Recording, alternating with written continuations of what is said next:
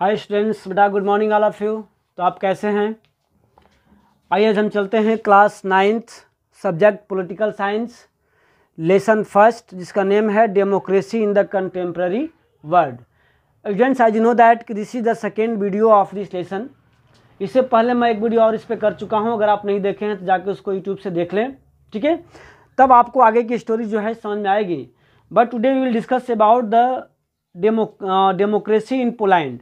Students, as you know that कि इससे पहले हम लोगों ने एक स्टोरी पढ़ी है, टॉपिक आपका जो था टू टेल्स ऑफ डेमोक्रेसी। इसमें चिले की स्टोरी पढ़ी थी हमने कि चिले में आखिर ऐसा क्या हुआ था, किस तरह से डेमोक्रेसी को मिलिट्री द्वारा तख्ता पलट कर दिया गया था, डेमोक्रेसी को वहाँ से मतलब हैक कर दिया गया था।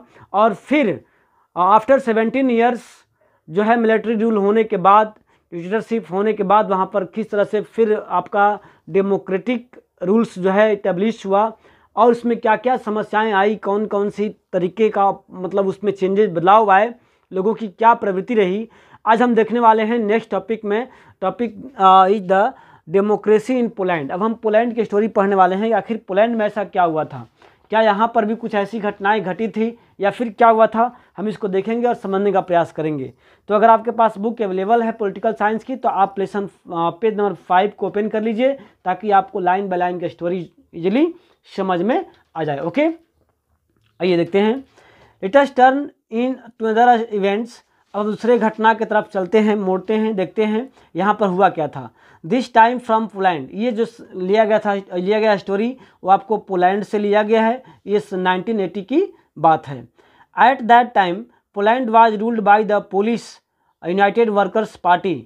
जो है पोलैंड आपको यूरोपियन कंट्री का पार्ट्स है। आपने आगे भी देखेंगे, मैप में भी देख सकते हैं आप। तो 1980 में जो पोलैंड जो था आपको यूनाइटेड वर्कर्स पार्टी द्वारा रूल्ड हो रहा था। This was one of the many communist parties. इस प्रकार की बहुत सारी कम्युनिस्ट पार्टियां थीं जो आपको सेवरल कंट्री, जो ईस्ट यूरोपियन कंट्री था वहाँ पर, उसमें बहुत सारे देश में वो कम्युनिस्ट पार्टी रूल कर रही थी। यानी कि पूरे यूरोप की बात करें तो यूरोप में जो ईस्टर्न पार्ट्स में जो कंट्री थे वहाँ पर मैक्सिमम कंट्री आपको कम्युनिस्ट पार्टी द्वारा ही रूल्ड की जा रही थी। In these communities no other political parties was allowed to function. बेटा आप लोग एक एक बात को क्लियर समझते जाना ताकि आपको बात की स्टोरी फिर आपको अननोन ना लगे, ठीक है? तो पोलैंड में 1980 का दशक था, उसमें आपको कम्युनिस्ट पार्टी की गवर्नमेंट थी और बाकी के जो पूर्वी यूरोपियन कंट्री थे वहाँ मैक्सिमम कंट्री में आपको कम्युनिस्ट पार्टी की ही गवर्नमेंट थी। और सबसे बड़ी बात यहाँ पर ये बताई गई कि इस गवर्नमेंट में या इस कंट्री में किसी भी अदर पार्टी को इलेक्शंस कंटेस्ट करने का या फिर पार्टी फॉर्म करने का अलाउ नहीं था, रूल नहीं था। Okay, in this country no other political parties was allowed to function, और कार्य भी करना अलाउ नहीं था। The people could not freely choose the leaders of the communist party और द गवर्नमेंट। और लोगों को आज़ादी नहीं थी। जैसे हमारे यहाँ क्या है, हमारे यहाँ कि आप किसी भी पॉलिटिकल पार्टीज को, किसी भी लीडर को आप अपना वोट जो है डाल सकते हैं, बट वहाँ पर इस तरह की सिस्टम नहीं था, इस तरह के वहाँ पर रूल्स अधिकार नहीं थे। Those who spoke against the leaders और द पार्टी और the government were put in prison. और जो भी कोई व्यक्ति अगर सरकार के अगेंस्ट में या पार्टी के अगेंस्ट में या पार्टी के वर्क के अगेंस्ट में अगर कोई बात करता था तो उसे क्या कहती थी, उसे गवर्नमेंट जेल में डाल देती थी। आप समझिए ध्यान से कि किस प्रकार की डेमोक्रेसी यहाँ पर है। ओके,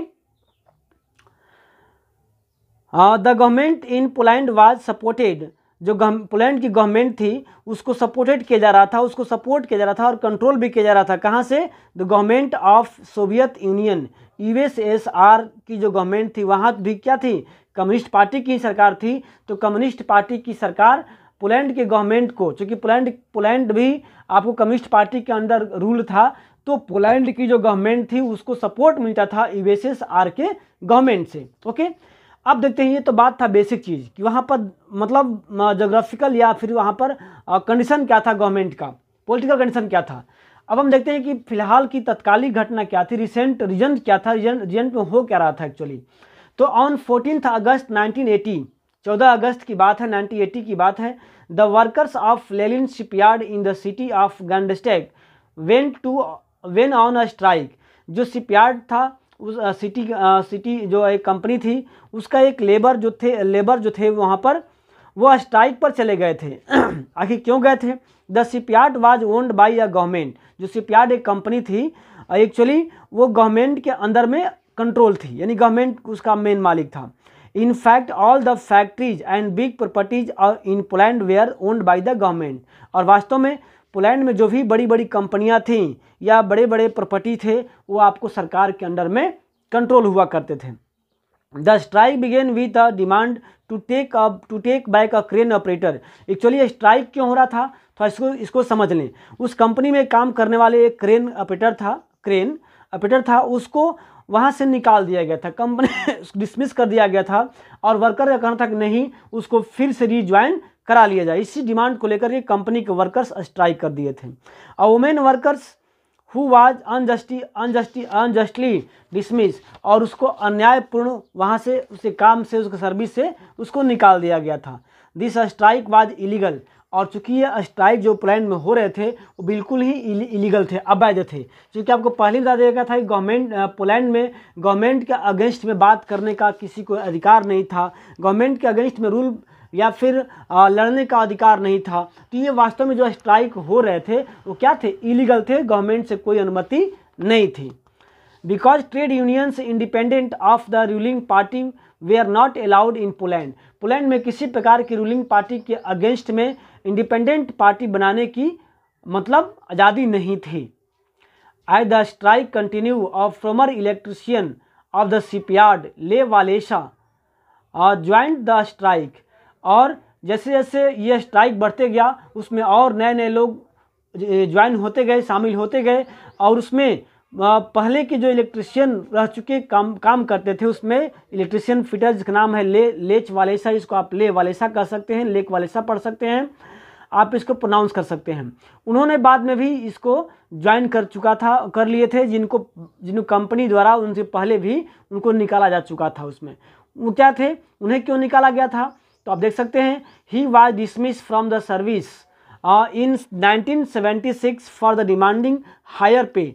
ये अपने वर्क के अगेंस्ट में काफ़ी अधिक मतलब जो है पेमेंट मांगते थे। वो पेमेंट डिमांड के अगेंस्ट में इन्हें कंपनी से निकाल दिया गया था, जो बाद में क्या किए, इसी स्ट्राइक में शामिल हो गए। Okay, the strike began to spread across the whole city. और धीरे धीरे जो ये स्ट्राइक था वे काफ़ी शहरों में फैलना, मतलब होल टाउन में फैलना स्टार्ट हो गया। Now the workers started rising larger demander. और धीरे धीरे क्या, जैसे जैसे लोगों की संख्या इस स्ट्राइक में बढ़ी, इनकी डिमांड भी क्या होने लगी, बढ़ते गई। आपको पता है कि पहले केवल डिमांड था एक लेबर को रिज्वाइन कराने की, जैसे जैसे इनकी संख्या बढ़ती गई इनकी डिमांड की लिस्ट भी बढ़ती चली गई। They wanted to right to form independent trade union. ये स्टार्टिंग में ये डिमांड नहीं था उनका, लेकिन जैसे संख्या बढ़ी तो उनका डिमांड बढ़ गया कि हमें ट्रेड यूनियन बनाने की भी आज़ादी या रूल होना चाहिए, अधिकार होना चाहिए।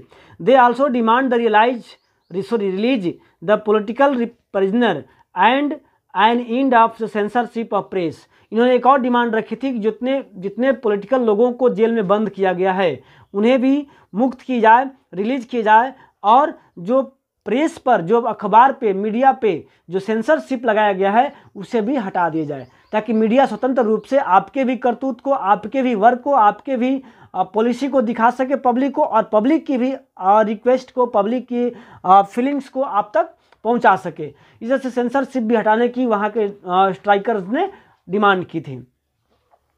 तो आप ये बात समझ गए कि डिमांड वहाँ पर क्यों हो रही, स्ट्राइक वहाँ पर क्यों हो रही थी और उसमें क्या क्या डिमांडेड था। The moment become so popular that government had to give in. और ये आपको जो यह स्ट्राइक था, मूवमेंट था, वो इतना तेज़ी से बढ़ते चला गया कि गवर्नमेंट को भी इस पर ध्यान देना पड़ा। The workers led by Walesa signed a 21 points agreement with the government that ended their strike। और गवर्नमेंट ने इनकी बातों को मानने को तैयार हो गई, सुनने को तैयार हो गई। तो ले वालेसा जो कंपनी वर्कर्स था, क्रेन वर्कर्स था, उसकी बातों को मानते हुए और उसके लीडिंग में उन्होंने ही इस स्ट्राइक को लीडरशिप किया था। 21 पॉइंट्स को गवर्नमेंट को सौंपा और गवर्नमेंट उसको एग्री हुई। The government agreed to recognise the workers right to form independent trade unions and their right to strike. Government भी बात मानने को तैयार हुई आखिर थाक हार के कि भाई इन्हें भी राइट चाहिए, इन्हें भी अधिकार चाहिए ट्रेड यूनियन बनाने का। After the Gdansk agreement was sign होने के बाद और new trade union called solidarity was formed. जब ये गवर्नमेंट मान गई वहाँ पर ट्रेड यूनियन बनाने के लिए, तो वहाँ पर इस स्ट्राइक की अगुवाई कर रहे आपको वो लेह वालेसा थे, उनके नेतृत्व में एक लीडर की पार्टी बनाई गई, इसमें लेबर की पार्टी बनाई गई जिसका नाम रखा गया सोलिडेरिटी पार्टी। ओके, अब फॉर्म किया गया। It was the first time an independent trade union was formed in any of the communist state. ये सब यूरोप में जितने भी आपको कम्युनिस्ट स्टेट थे, राज्य कंट्री थे, ये सबसे पहली अनुभव था जहाँ पर एक freely independent trade union party जो है फॉर्म किया गया था। Okay, with in a year का समय बीतने के साथ साथ एक साल के अंदर में ही solidarity swept across Poland and had about 1 करोड़ मेंबर्स। और एक साल के अंदर इस पार्टी की इतनी बड़ी मतलब मशहूरता मिली कि इसकी जो है मेंबरशिप 1 करोड़ से ज़्यादा हो गया, लगभग हो गया। Revaluation of the wide spread corruptions and mismanagement in the government made matters verse for the rulers. और इसमें जो प्रोपेगेंडा भी हो रहे थे सरकार के मिसमैनेजमेंट के अकॉर्डिंग लेकर के या फिर उसके करप्शन के अकॉर्डिंग लेकर के धीरे धीरे मैटर जो है काफ़ी ज़्यादा फैलने लगा था। The government led by general Jaruzelski, यानी कि जो गवर्नमेंट वहाँ पर थी पोलैंड में 1980 के दशक में, उनका नाम था general Jaruzelski. Grew anxious and the impose martial law. और इस बढ़ते हुए आंदोलन से, बढ़ते हुए मूवमेंट को देखते हुए उन्होंने शहर में पूरे मार्शल लॉ इम्पोज कर दिया। मार्शल लॉ क्या होता है अब ये बात आपको पता ही होगा कि during the martial law no anybody can make a group, make a agitation या मूवमेंट और एनी टाइप ऑफ क्राउड नहीं कर सकते हैं, यानी कि इकट्ठा आप झुंड नहीं कर सकते हैं, कोई मीटिंग, कोई रैली, कोई पार्टी नहीं कर सकते हैं। तो वहाँ गवर्नमेंट जो थी मार्शल लॉ एक्ट कर दी, कब? इन दिसंबर 1981, यानी कि after 1 years. Thousands of solidarity members were put in the prison. इसमें आपको हज़ारों की संख्या में जो सोलिडेरिटी पार्टी थी उसके मेंबर्स को जेल में बंद कर दिया गया।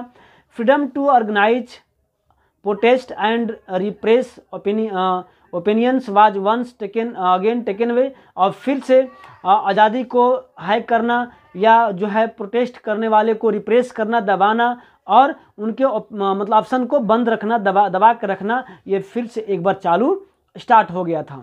Another way the strike began organised by the Solidarity. हालांकि दूसरी तरफ देखा जाए कि स्ट्राइक मतलब स्टार्ट रहा बिगेन इन 1988, फिर से जो है 1988 उसमें तो थोड़ा सा कुछ बंद हो गया, लेकिन फिर 1988 में यानी कि आफ्टर 7 ईयर्स फिर से एक बार स्ट्राइक चल पड़ा। This time the police government was weaker. इस समय जो है पुलिस गवर्नमेंट जो क्या बोलते हैं उसको, उसी गवर्नमेंट कमज़ोर पड़ गई जो पहले से गवर्नमेंट थी कम्युनिस्ट पार्टी की। फर्स्ट टाइम में थोड़ा सा ये था पावरफुल थी तो उसको दबा दिया गया, लेकिन सेकेंड टाइम जब स्टार्ट किया गया था तो गवर्नमेंट वहाँ पर लूज पड़ गई। Worker the weaker the support from the Soviet unions uncertain. और जो and the economic was decline. और जो सपोर्ट करता था यूएसएसआर की गवर्नमेंट ने पोलैंड को, वो सपोर्ट करना बंद कर दिया और इस कंट्री का इकोनॉमिक कंडीशन भी क्या हो गया, थोड़ा सा गिर गया था। Another round of negotiation with Walesa resulted in arrangement in April 1989 for free election.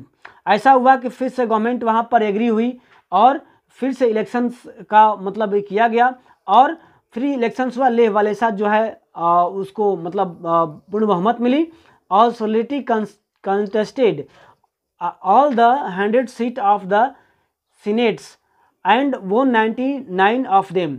जब इलेक्शंस हुआ वहाँ पर 100 सीट पर सोलिडेरिटी पार्टी के लोग लड़े और उसमें 99 सीट पर उन्हें आपको जीत हासिल हुई। Okay, in October 1990 Poland had it first presidential elections in which more than one party could contested. और सबसे पहली बार जो है प्रेसिडेंशियल इलेक्शंस आपको 1990 में हुआ जो कि एक से अधिक पार्टी चुनाव लड़ रही थी। उससे पहले कभी ऐसा नहीं हुआ था पोलैंड में, जहां कम्युनिस्ट पार्टी की गवर्नमेंट हो वहां कम्युनिस्ट को अलावा दूसरा कोई इलेक्शन कंटेस्ट करे, ये पहली बार हुआ था। अतः कि when was first presidential elections was held in Poland, तो 1990, याद रखना इसको, नोट डाउन करना। Walesa was elected president of Poland, और वालेसा को पोलैंड का प्रेसिडेंट के रूप में इलेक्ट किया गया। अब यहाँ पे एक शॉर्ट टॉपिक लेंगे हम लोग, two features of democracy. Two features of democracy, आखिर डेमोक्रेसी का एग्जैक्ट मीनिंग क्या होगा, इसका डिफिनेशन क्या होगा, और डेमोक्रेसी के फीचर्स क्या क्या हैं। हम चूँकि स्टार्टिंग बता चुके हैं आपको कि इस बुक में, पॉलिटिकल साइंस की बुक में, आप 9th और 10th में हम केवल डेमोक्रेसी के बेसिक फंडामेंटल्स के बारे में पढ़ेंगे कि डेमोक्रेसी है क्या, इसमें क्या होता है, इसमें रूल्स कैसे होते हैं। ओके, देखते हैं हम डेमोक्रेसी के 2 फीचर्स के बारे में पढ़ते हैं। We have read 2 different kinds of real life stories. अभी आपने 2 टाइप्स की स्टोरीज को पढ़ा, एक चिले और एक पोलैंड की। दोनों में अलग अलग कंडीशंस था, दोनों में अलग अलग मैटर्स हुआ, आपने देखा। The story from Chile was the democratic government led by Allende being replaced by a non democratic military government of the पिनोसे।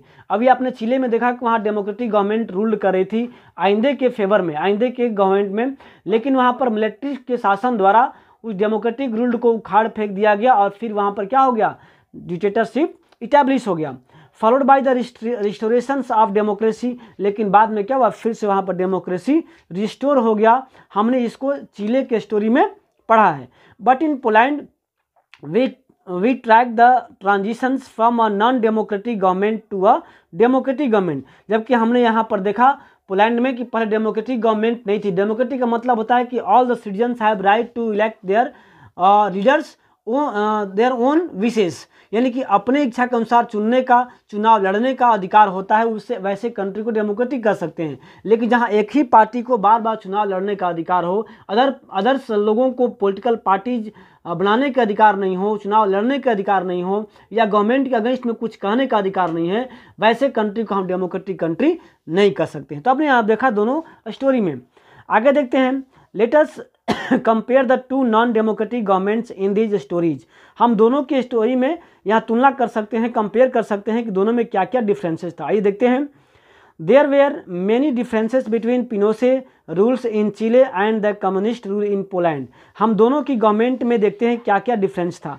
सबसे पहला देखते हैं कि Chile was ruled by the military dictator. जो चिले था वो आपको मिलिट्री के तानाशाही शासन द्वारा कंट्रोल हुआ करता था।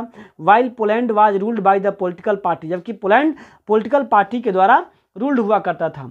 The government of Poland claim that it was ruling on the behalf of working classes, जबकि वहाँ की पोलैंड की गवर्नमेंट क्लेम करती थी कि हम रूलिंग कर रहे हैं बट लोगों वर्किंग क्लास के फेवर में कर रहे हैं, वर्किंग क्लास के हित में कर रहे हैं। Pinochet made no such claim and openly favoured in big capitalist. और जो पिनोसे की जो गवर्नमेंट थी वो इस तरह की क्लेम नहीं कर सकती है, क्योंकि वो उनकी जो हर एक एक्टिविटी थी वो किस पर थी, बड़े पूंजीपतियों के फेवर में हुआ करते थे, जैसे कि आज के कंडीशन हम देख सकते हैं। ठीक है, yet both had some common features. हालांकि दोनों में कुछ कॉमन फीचर भी हैं जो दोनों में इक्वल का लागू था। जैसे क्या है, the people could not choose और चेंज द रूलर्स। ये पोलैंड में भी लागू होता है, लोगों को रूलर्स को चेंज करने का अधिकार नहीं था, या फिर आपको चिले में भी वोट देने का राइट्स नहीं थे। There was no real freedom in express one's opinions. यहाँ पर कोई आज़ादी को एक्सप्रेस करने वाला कोई ऐसा ओपिनियन या ऑप्शंस नहीं था फ्रॉम द पॉलिटिकल एसोसिएशंस और and organise protest and political actions. तो हमने देखा यहाँ पर दोनों सिमिलरिटी थी, दोनों में कॉमन कुछ पॉइंट भी थे, हमने यहाँ पर देखा। आगे देखेंगे कि इसका एग्जैक्ट मीनिंग क्या होता है। The 3 democratic government identify above Allende Chile, यानी कि यहाँ पर आइंदे का जो चिले था उसकी गवर्नमेंट को देखा हमने। ले वालेसा पोलैंड का देखा, और बास्लेट चिले में भी देखा। In different there approach towards the social and economic matter. तीनों में क्या देखा हमने, अलग अलग जो सोशल या इकोनॉमिक मैटर पे अप्रोच था, पकड़ थी। Allende preferred government control on all big industries and the economy. जो आइंदे थे वो चाहते थे कि जो बिग इंडस्ट्री है या फिर इकोनॉमी है वो गवर्नमेंट के कंट्रोल में होना चाहिए और गवर्नमेंट के फेवर में होना चाहिए। जबकि Walesa wanted to market to be free the government interference, जबकि वलेसा चाहते थे कि जो गवर्नमेंट हो, जो मार्केट हो, वो गवर्नमेंट के प्रभाव से, गवर्नमेंट के हस्तक्षेप से मुक्त हो। Bachelet stand somewhere in the middle of the issue, ये these three government shared some basic features. यहाँ पर तीनों प्रकार की गवर्नमेंट थी, वे अलग अलग कुछ न कुछ फीचर्स जो हैं बयां करती हैं। आइए देखते हैं from the two stories let draw और रॉफ। यहाँ पर देखते हैं दो स्टोरी समझने के बाद ऐसा लगता है कि democracy is a form of government that allows people to choose their rulers. आप इसको अंडरलाइन कर सकते हैं, अपने नोट्स में नोट डाउन कर सकते हैं, चूँकि ये बेसिक डिफिनेशंस आपको कहा जा सकता है, यहाँ से तैयार हो सकता है। Democracy is a form of government that allows people to choose their rulers, यानी कि democracy is a type of government where ruler are elected by the peoples. Okay, आप इस नोट कर सकते हैं। Only leaders elected by the people should rule the country, और country को rule करने का राइट उन्हीं को होना चाहिए जो लोगों द्वारा इलेक्टेड हुए लीडर हों, पहली बात। दूसरी बात, people have to freedom to express views, freedom to organise and freedom to protest, और लोगों को अधिकार होना चाहिए कि गवर्नमेंट के व्यूज को देखें, अपनी फ्रीडम को समझें और गवर्नमेंट के अगेंस्ट में प्रोटेस्ट भी कर सके जब रिक्वायरमेंट होगी तो।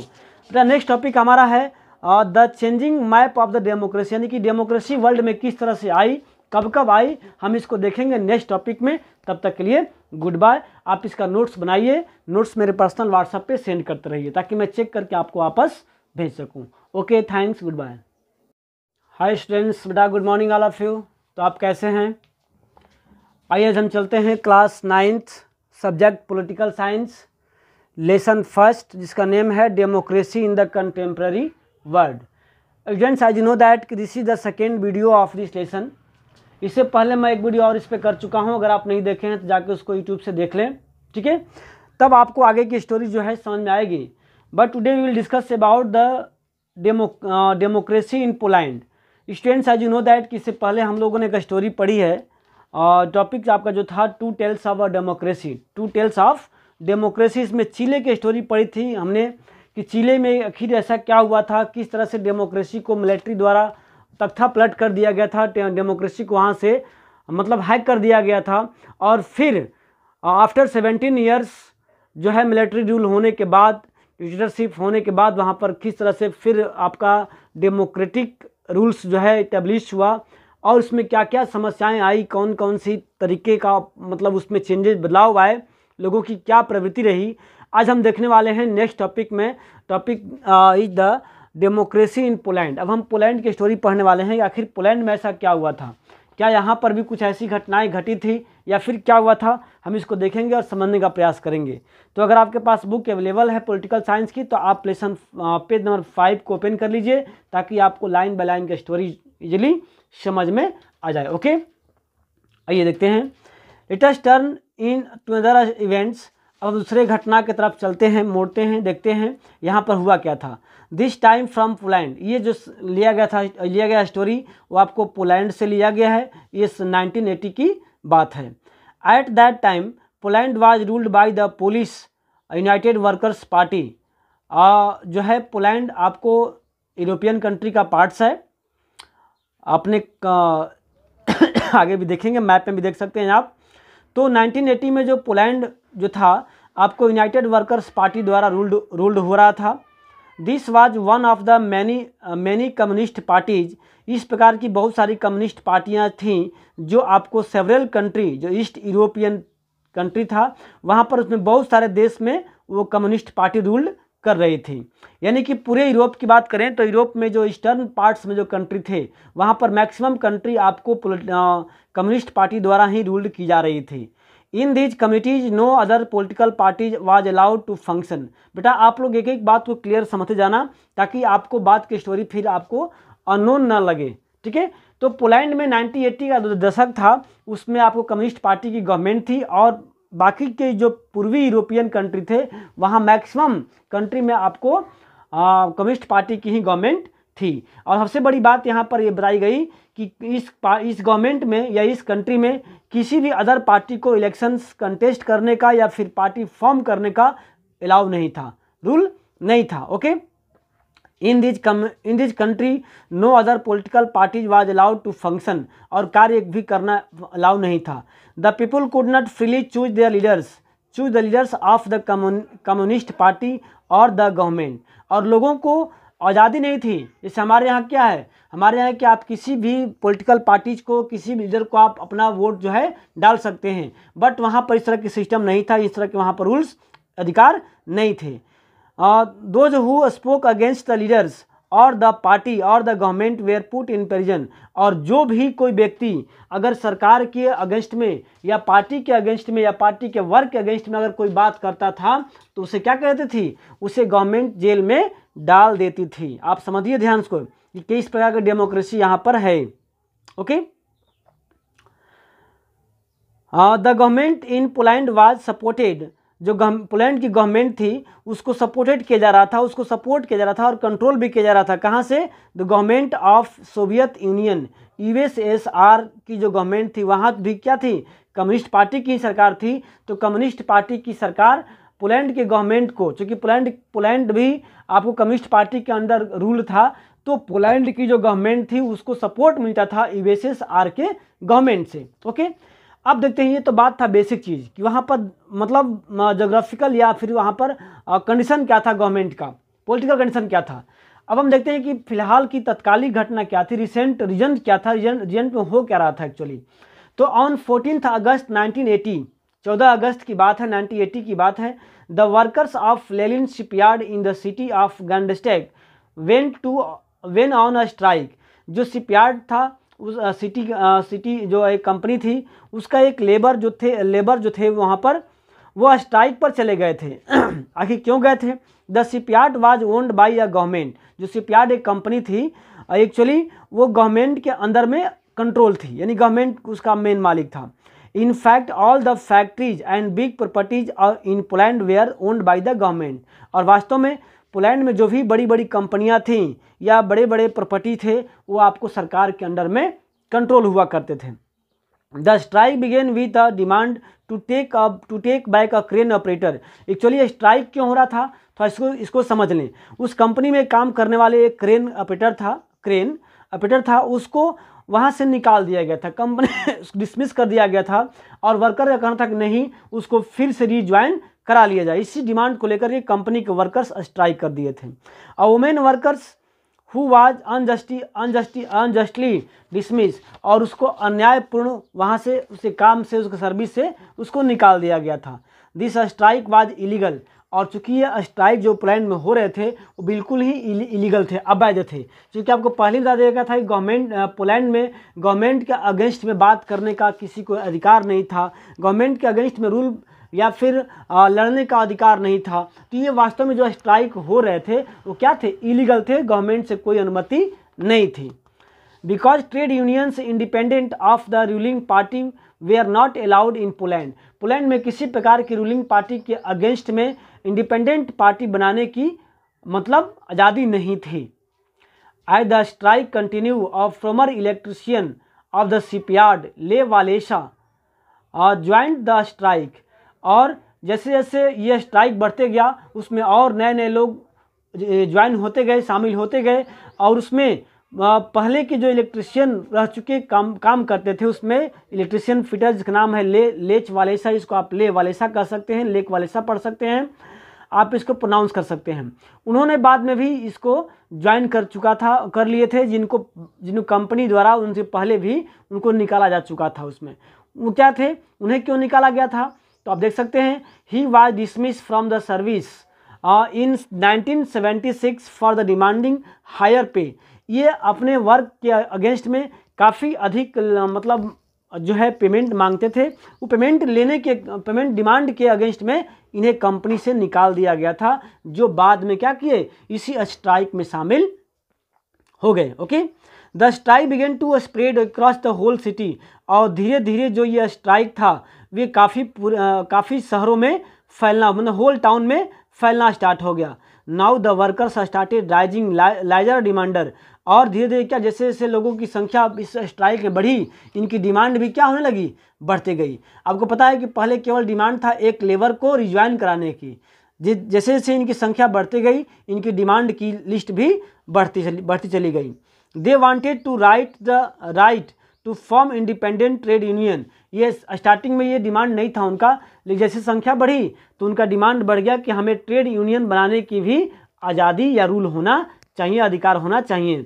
दे also demand the release the political prisoner and an end of the censorship of press. इन्होंने एक और डिमांड रखी थी कि जितने पॉलिटिकल लोगों को जेल में बंद किया गया है उन्हें भी मुक्त की जाए, रिलीज किया जाए, और जो प्रेस पर, जो अखबार पे, मीडिया पे जो सेंसरशिप लगाया गया है उसे भी हटा दिया जाए, ताकि मीडिया स्वतंत्र रूप से आपके भी करतूत को, आपके भी वर्क को, आपके भी पॉलिसी को दिखा सके पब्लिक को, और पब्लिक की भी रिक्वेस्ट को, पब्लिक की फीलिंग्स को आप तक पहुंचा सके। इस तरह से सेंसरशिप भी हटाने की वहाँ के स्ट्राइकर्स ने डिमांड की थी। तो आप ये बात समझ गए कि डिमांड वहाँ पर क्यों हो रही, स्ट्राइक वहाँ पर क्यों हो रही थी और उसमें क्या क्या डिमांडेड था। The moment become so popular that government had to give in. और ये आपको जो यह स्ट्राइक था, मूवमेंट था, वो इतना तेज़ी से बढ़ते चला गया कि गवर्नमेंट को भी इस पर ध्यान देना पड़ा। The workers led by Walesa signed और 21 points agreement with the government that ended their strike. और गवर्नमेंट ने इनकी बातों को मानने को तैयार हो गई, सुनने को तैयार हो गई। तो ले वालेसा जो कंपनी वर्कर्स था, क्रेन वर्कर्स था, उसकी बातों को मानते हुए और उसके लीडिंग में उन्होंने ही इस स्ट्राइक को लीडरशिप किया था। 21 पॉइंट्स को गवर्नमेंट को सौंपा और गवर्नमेंट उसको एग्री हुई। The government agreed to recognize the workers' right to form independent trade unions and their right to strike। Government भी बात मानने को तैयार हुई आखिर थाक हार के कि भाई इन्हें भी राइट चाहिए, इन्हें भी अधिकार चाहिए ट्रेड यूनियन बनाने का। आफ्टर द अगेनसेंट एग्रीमेंट वाज साइन होने के बाद और new trade union called solidarity was formed. जब ये गवर्नमेंट मान गई वहाँ पर ट्रेड यूनियन बनाने के लिए, तो वहाँ पर इस स्ट्राइक की अगुवाई कर रहे आपको वो ले वालेसा थे, उनके नेतृत्व में एक लीडर की पार्टी बनाई गई, इसमें लेबर की पार्टी बनाई गई जिसका नाम रखा गया सोलिडरिटी पार्टी। ओके, अब फॉर्म किया गया। It was the first time an independent trade union was formed in any of the communist state. ये सब यूरोप में जितने भी आपको कम्युनिस्ट स्टेट थे, राज्य कंट्री थे, ये सबसे पहली अनुभव था जहाँ पर एक freely independent trade union party जो है फॉर्म किया गया था। Okay, with in a year का समय बीतने के साथ साथ, एक साल के अंदर में ही solidarity swept across Poland and had about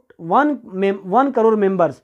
और एक साल के अंदर इस पार्टी की इतनी बड़ी मतलब मशहूरता मिली कि इसकी जो है मेंबरशिप 1 करोड़ से ज़्यादा हो गया, लगभग हो गया। Revaluation of the widespread corruptions and mismanagement in the government made matters worse for the rulers। और इसमें जो प्रोपेगेंडा भी हो रहे थे सरकार के मिसमैनेजमेंट के अकॉर्डिंग लेकर के, या फिर उसके करप्शन के अकॉर्डिंग लेकर के, धीरे धीरे मैटर जो है काफ़ी ज़्यादा फैलने लगा था। The government led by general Jaruzelski, यानी कि जो गवर्नमेंट वहाँ पर थी पोलैंड में 1980 के दशक में, उनका नाम था general Jaruzelski. Grew anxious and the impose martial law. और इस बढ़ते हुए आंदोलन से, बढ़ते हुए मूवमेंट को देखते हुए उन्होंने शहर में पूरे मार्शल लॉ इम्पोज कर दिया। मार्शल लॉ क्या होता है, अब ये बात आपको पता ही होगा कि during the martial law no anybody can make a group, make a agitation या मूवमेंट और एनी टाइप ऑफ क्राउड नहीं कर सकते हैं, यानी कि इकट्ठा आप झुंड नहीं कर सकते हैं, कोई मीटिंग, कोई रैली, कोई पार्टी नहीं कर सकते हैं। तो वहाँ गवर्नमेंट जो थी मार्शल लॉ एक्ट कर दी, कब? इन दिसंबर 1981, यानी कि after 1 years. Thousands of solidarity members were put in the prison. इसमें आपको हज़ारों की संख्या में जो सोलिडरिटी पार्टी थी उसके मेंबर्स को जेल में बंद कर दिया गया। Freedom to organise protest and repress opinions was once taken away. और फिर से आज़ादी को हैक करना या जो है प्रोटेस्ट करने वाले को रिप्रेस करना, दबाना, और उनके मतलब ऑप्शन को बंद रखना, दबा कर रखना, ये फिर से एक बार चालू स्टार्ट हो गया था। Another way the strike began organise by the solidarity. हालांकि दूसरी तरफ देखा जाए कि स्ट्राइक मतलब स्टार्ट रहा बिगेन इन 1988, फिर से जो है 1988 उसमें तो थोड़ा सा कुछ बंद हो गया, लेकिन फिर 1988 में यानी कि आफ्टर 7 ईयर्स फिर से एक बार स्ट्राइक चल पड़ा। This time the police government was weaker. इस समय जो है पुलिस गवर्नमेंट जो क्या बोलते हैं उसको, उसी गवर्नमेंट कमज़ोर पड़ गई जो पहले से गवर्नमेंट थी कम्युनिस्ट पार्टी की। फर्स्ट टाइम में थोड़ा सा ये था पावरफुल थी तो उसको दबा दिया गया, लेकिन सेकेंड टाइम जब स्टार्ट किया गया था तो गवर्नमेंट वहाँ पर लूज पड़ गई। Worker the weaker the support from the Soviet unions uncertain, और जो and the economic was decline, और जो सपोर्ट करता था यूएसएसआर की गवर्नमेंट ने पोलैंड को, वो सपोर्ट करना बंद कर दिया और इस कंट्री का इकोनॉमिक कंडीशन भी क्या हो गया, थोड़ा सा गिर गया था। इधर round of negotiation with Walesa resulted in arrangement in April 1989 for free election. ऐसा हुआ कि फिर से गवर्नमेंट वहाँ पर एग्री हुई और फिर से इलेक्शंस का मतलब किया गया और फ्री इलेक्शंस हुआ। लेह वालेसा जो है उसको मतलब पूर्ण बहुमत मिली और solidarity contested all the 100 seat of the senates and won 99 of them. जब इलेक्शंस हुआ वहाँ पर 100 सीट पर सोलिडरिटी पार्टी के लोग लड़े और उसमें 99 सीट पर उन्हें आपको जीत हासिल हुई। Okay, in October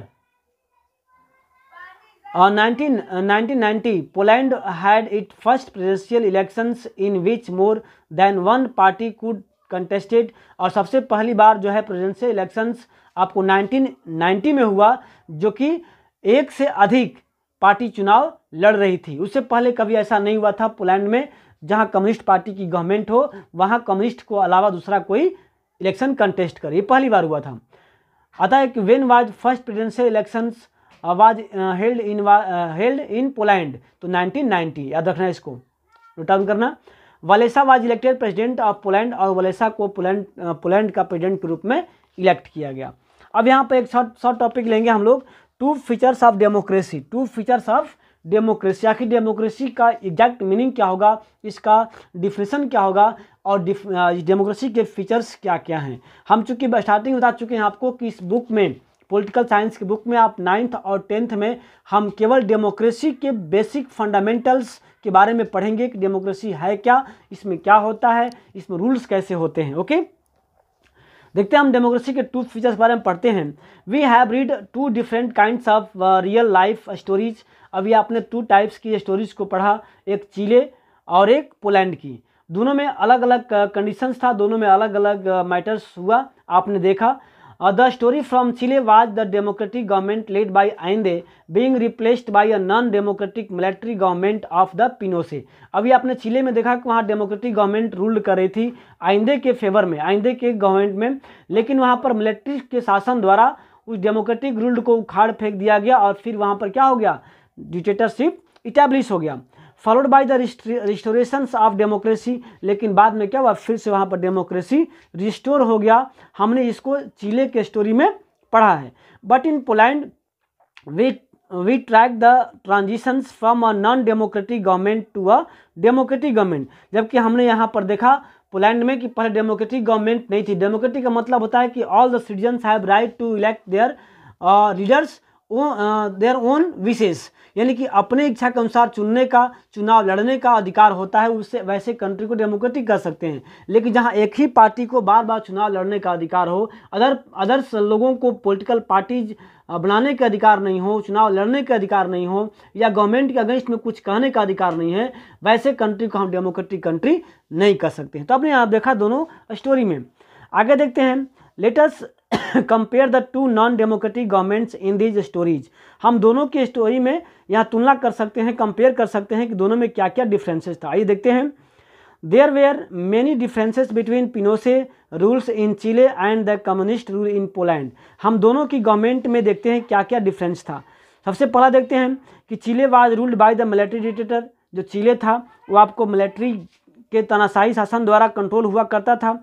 while Poland was ruled by the political party, जबकि पोलैंड पॉलिटिकल पार्टी के द्वारा रूल्ड हुआ करता था। The government of Poland claim that it was ruling on the behalf of working classes. जबकि वहाँ की पोलैंड की गवर्नमेंट क्लेम करती थी कि हम रूलिंग कर तो रहे हैं बट लोगों वर्किंग क्लास के फेवर में कर रहे हैं, वर्किंग क्लास के हित में कर रहे हैं।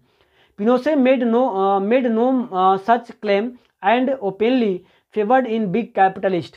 और जो पिनोशे की जो गवर्नमेंट थी वो इस तरह की क्लेम नहीं कर सकती है, क्योंकि वो उनकी जो हर एक एक्टिविटी थी वो किस पर थी, बड़े पूंजीपतियों के फेवर में हुआ करते थे, जैसे कि आज के कंडीशन हम देख सकते हैं।